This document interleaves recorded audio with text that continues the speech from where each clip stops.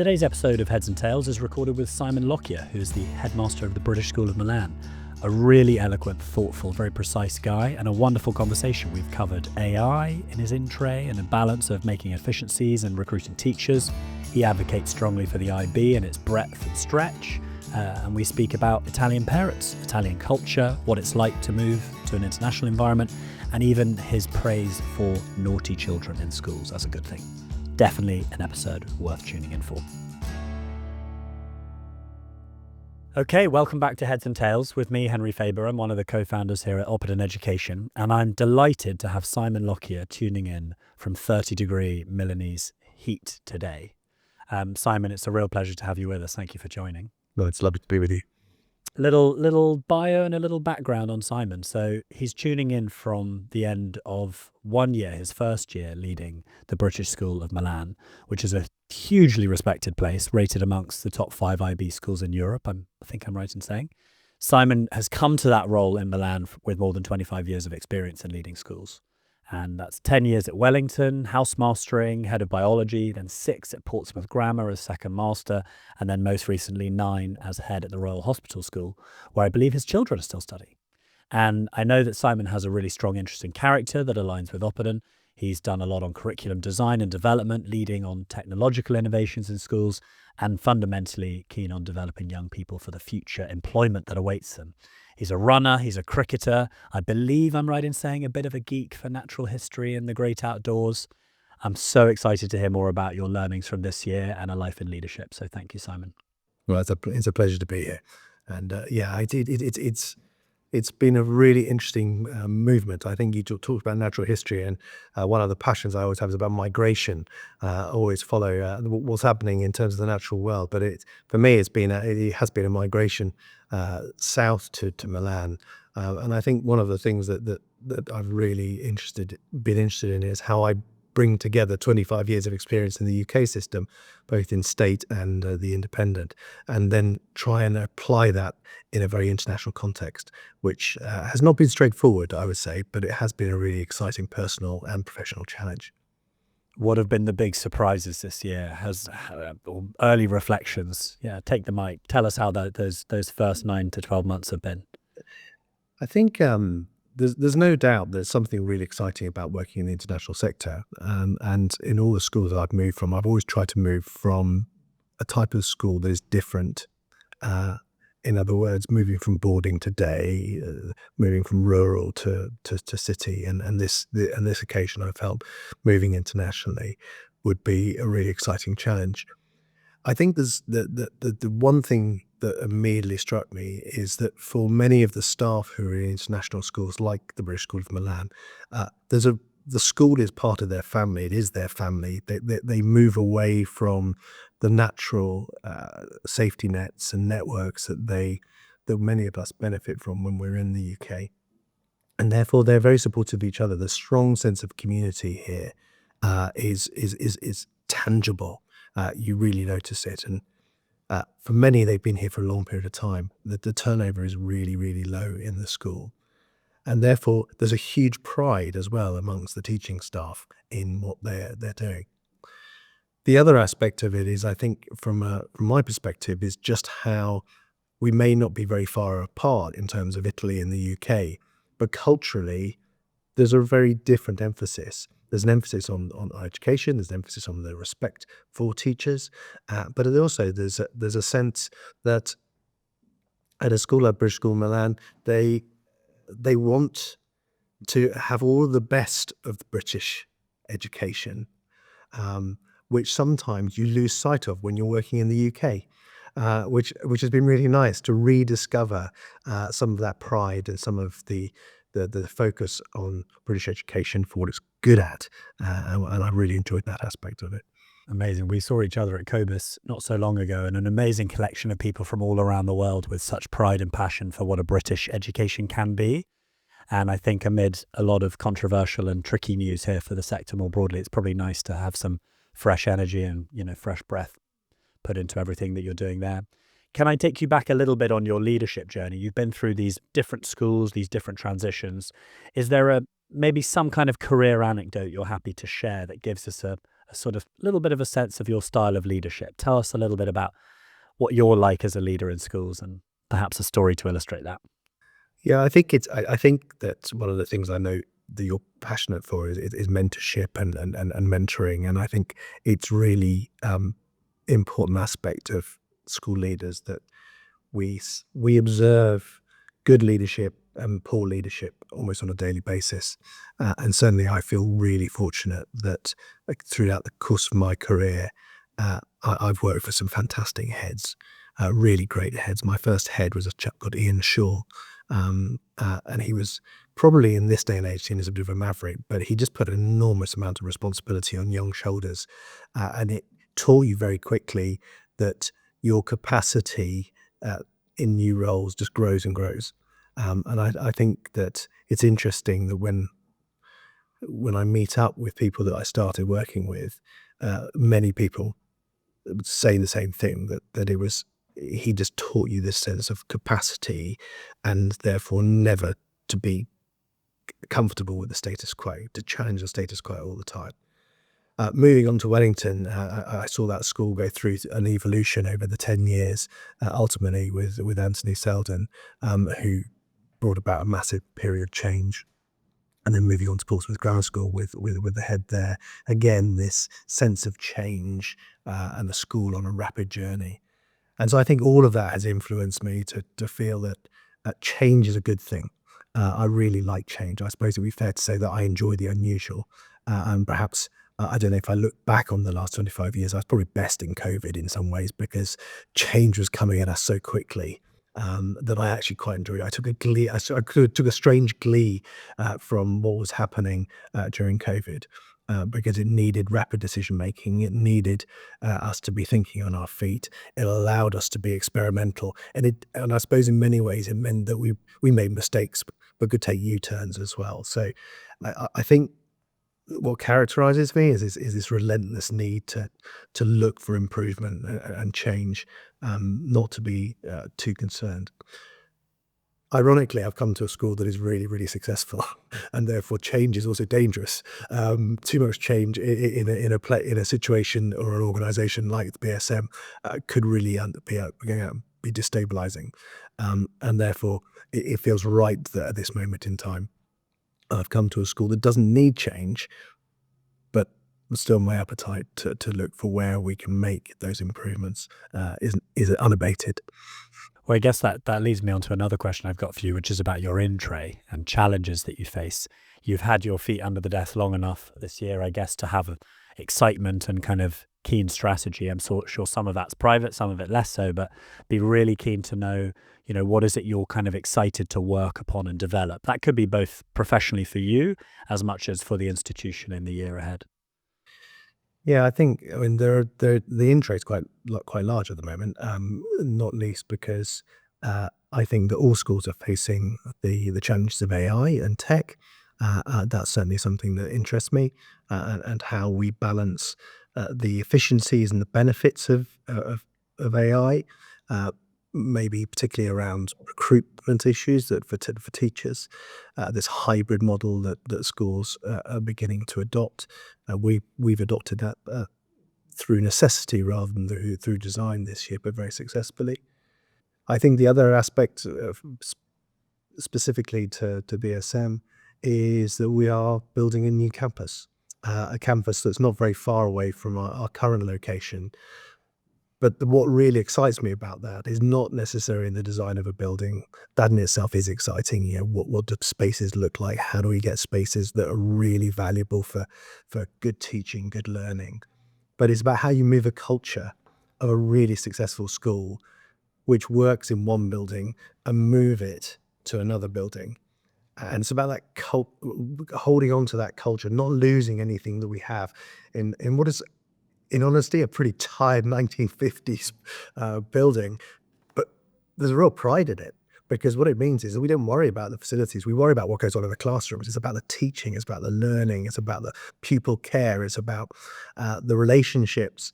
And I don't want to lose that by moving it to a building that uh, might have all the gloss and the excitement of a new building, but actually I don't want that to be lost, that real focus on what we do as a school, which is focusing on children development. I really like that idea of the culture of the school being tied to the building inextricably, for good or bad, or whether the building's glossy or not glossy, but part of it. I think that's a really interesting one. To move you a little bit onto curriculum, um, Milan is known as the school is known for the IB and for its strength in the IB, and I think here in the UK the IB is understood to a greater or lesser extent depending on who you talk to. What are your reflections on that as a curriculum, and how you think it matches up to a more traditional A-level system here, and maybe some benefits and challenges would be interesting to hear you talk about. Yeah, I think the one thing that's really struck me, and I've taught IB in all three of my last school, no, sorry, three of my four last schools. And I'm a huge advocate for the IB. I love the fact that it can maintain that breadth. I also think that if I look at the children who complete the IB, they develop that capacity which I talked about before. There's no doubt it stretches people and it can be challenging, but it develops that sense of organisation and rigor and breadth that I think is really important. I think one of its biggest challenges is almost uh, comes when the children talk about it whilst they're involved in it. And by that I say they'll talk about stress, they'll talk about how challenging it is about surviving the IB, and particularly in schools that run the dual curriculum with A-levels as well, they will get that sense of the IB students working harder than the A-level students. I don't think that's actually the case, but there's a sense that one might be easier than the other. And I think in that conversation, you lose sight of all the benefits of the IB, in that keeping a modern language, keeping the numeracy through the maths and the English, really important in terms of communication, of core skills, but also the creativity and service which lies within it. I think many people jettison that. I see too many students jettisoning that element in sixth form, which I think this recognises and keeps it going. And so I think you end up with students that have huge capacity, who move on to university and devour it. They find it relatively straightforward. But also I think it gives you that global perspective. I love the framework of the IB. I love the learner profile. And I think that certainly in a school such as BSM, where you've got children from literally around the world, we have 50 nationalities, I think it gives them a common sense of values to utilize and benefit from as they move through the sixth form. So I have to say I'm a huge advocate for it. Interesting, really interesting. I want to take you back, I guess, to a little more of a personal topic about your own family life and headship and parenting. Just before we started recording, we were chatting about your children, and I believe they're still back in the UK studying, and no longer is their father their headmaster as well. Perhaps some reflections on what it's been like for you being a father and a head teacher across recent years, and maybe some learnings there. Yeah, I have to be careful to not too personal. They might listen at some stage. I think it's an aspect that is sometimes overlooked in terms of uh, training for leadership or even for headship. Um, I have three children who've been in schools where I've held senior roles, and I feel really grateful to them because I think they have navigated it very successfully indeed. Because it's not always easy, because what goes on out of sight of the head and out of sight of teachers is sometimes the back chat for difficult decisions or the right decisions that have ramifications on children. So I think the children um, have come through it by uh, developing a huge amount of tact and diplomacy, and also understand the principles of confidentiality as well. Um, they've since I've moved away, they've talked a lot about things that they didn't share with me as a head, and similarly, they recognised there were things that I couldn't ever share with them. And so that sort of sense of trust and confidentiality has been really, really interesting. I think it's fair to say that the two who are still in school are enjoying being in school. Not that they weren't enjoying it, I think they're enjoying it in a different way, that they don't get approached and tapped up for information about what's the school doing on this or what's the and for once they feel that they have that space to be pleasantly ignorant, I suppose. So I think it's been really interesting this year to have those conversations around the dining room table. Well, sounds like you're doing a good job balancing those two environments, and that fascinating balance between confidentiality and full transparency between a child and their parent. I think it's something that surpasses being a head. It's a parenting problem in itself. And thinking of Wellington and your connection there, I was speaking to James Dahl just recently, headmaster of Wellington, who said he felt, the parent contract has really changed since COVID with the school, maybe more overbearing in some senses, but also parents really trying to be an ally to their child in everything they do, and that causing conflict and difficulty in teacher training and how do we best support the community of parents and students that we're working with. I don't know if you have any reflections on that. I mean, I know you've only been in Italy for a year, but you've had plenty of experience across very diverse schools as time has gone on. How do you think the relationship with parents has changed over that time? I certainly would echo what James has said in terms of that change uh, since COVID. And you see, sadly, so many parents who I think feel that their children are friends. And I always think that's a mistake, yeah, and a trap to fall into. Um, you're first and foremost a parent. And I think uh, that is something that, yes, be an advocate, but also bring your adult brain sometimes to conversations.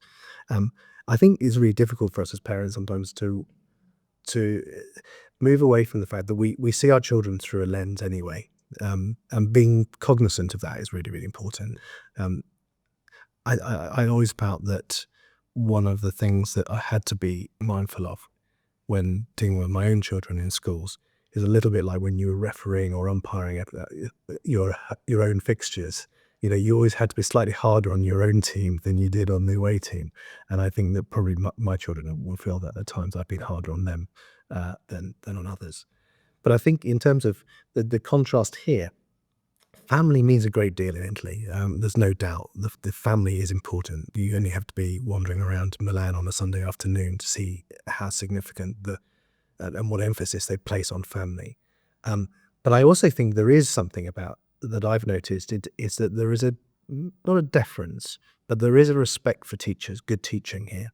And I think there's less challenge on good teaching than I'd experienced over the last 10 years.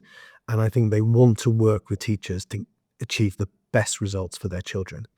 Um, so it's slightly different. And I think that I've been really encouraged by the support that parents have shown for the school in bringing about that triumvirate is really, really well established here. And I think that I was writing something yesterday just talking about the importance of getting that relationship between the three parties. Absolutely right. And I think that the cultural aspect, the cultural strength of the family in Italy really means that the child is at the center, but they're not necessarily quite an equal partner. Uh, if that makes sense, I think there's a sense that there are two adults and a child in that relationship, and I think that's really important. Amazing. I've got a couple more questions for you. One is a famous heads and tails question, which is your unpopular or controversial opinion. I'm giving you the soapbox. I'm forcing you to stand on it. What's something that you believe in passionately that you're happy to share with us that you might find unpopular in a more typical sense? I think it'll be unpopular. I was thinking about what might be where it'd be unpopular, but I think you might argue it's not controversial, but I think naughty children in schools are a good thing. I probably didn't have the best career as a pupil myself, and I sometimes describe myself as poacher turned gamekeeper. But I think the reality is that naughty children can sometimes be the best for bringing about change. They push boundaries, they test your systems, and sometimes they can bring about the greatest fulfillment for a teacher. I think there's no doubt that some of my favorite moments have been young children who've got it completely wrong, yet they stand with pride on that last day with their results or whatever that end point is. And you just get an enormous sense of satisfaction in what they've achieved. And I think that's important.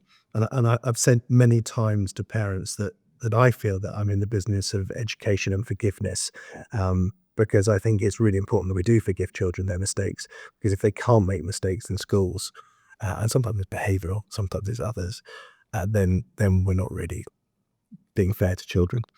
This is reminding me of Jenny Anderson speaking the other day about her book, The Disengaged Teen, and that movement from it's a fantastic book if you haven't read it yet, but moving from achiever mode into explorer mode, and saying very confidently that often teachers find the explorer mode children the most stressful and complicated to work with. But actually, I suppose that naughtiness, if that leads to exploration and adventure and discovery and learning, then it can be a really good thing. And a lot of schools and systems are not necessarily set up to encourage that sense of naughtiness, perhaps in a positive sense. So I think that's a really interesting point.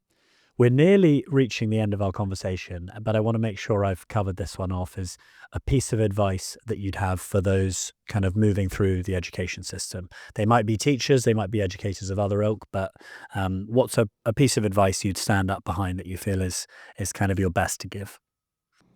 I think I've recruited lots of people over the last 15 years, and I think one of the things that sometimes I'm worried about is the pursuit of promotion very rapidly.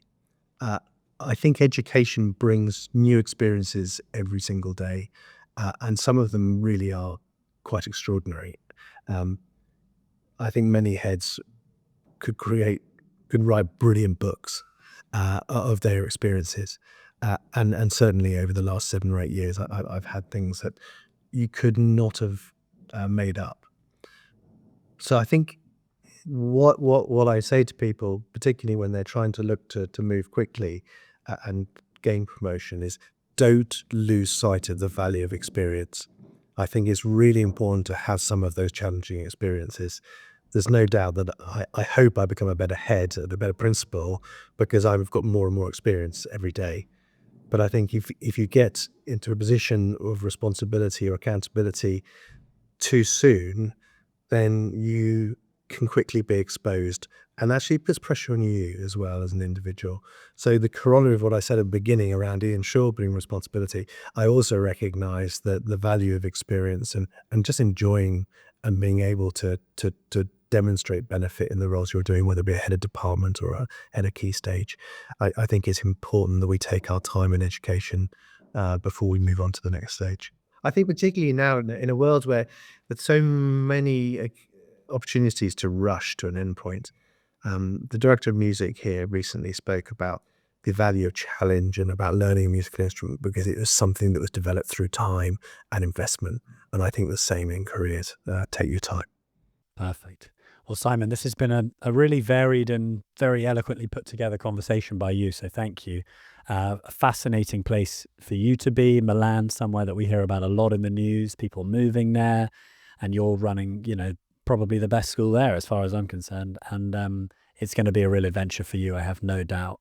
I hope you survive the 30-degree heat as we finalise June, tie up the school year, and head into a very warm but long summer for you. And thank you for all the wisdom you've shared in this conversation. I think from the IB to AI, advocacy, Italian culture, naughty children, we've covered a really healthy cross-section of topics. So thank you for the time today. My pleasure. Thanks, Henry.